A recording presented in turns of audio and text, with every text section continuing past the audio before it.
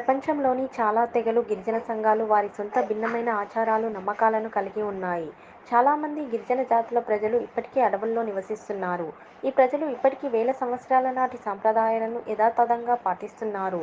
అలాగే తెగ ఉండే ఓ రహస్య ప్రదేశం గురించి ఇప్పుడు చూద్దాం.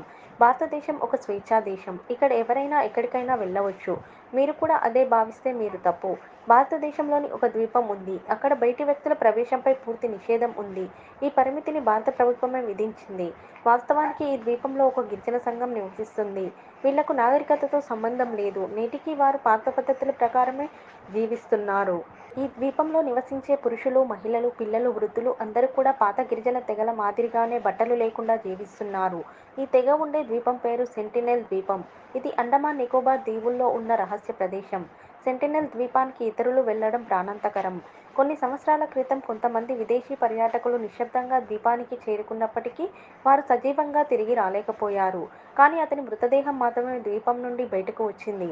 ఈ ద్వీపం గురించి బయటకు వచ్చిన కొద్దిపాటి సమాచారం ప్రకారం సెంటినెల్ ద్వీపం చాలా అందంగా ఉంది.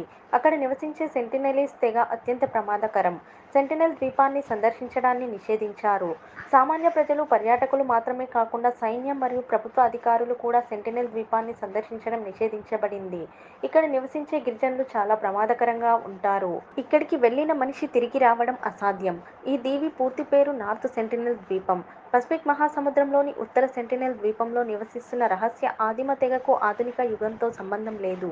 సమాజంలోని ప్రజలు బయటి వ్యక్తులతో ఎలాంటి సంబంధాలను కొనసాగించరు. దీవిలోని గిరిజనులు ఎవరైనా బయటికి వ్యక్తి తమ ముందుకు వచ్చినప్పుడు హింసకు పాల్పడతారు. కొందరు మత్స్యకారులు 2006లో పొరపాటున ఈ ద్వీపానికి చేరుకోగా వారంతా ప్రాణాలు కోల్పోవలసి వచ్చింది. వీళ్లకు అగ్నిబాణాలు వేయడంలో నైపుణ్యం ఉంది.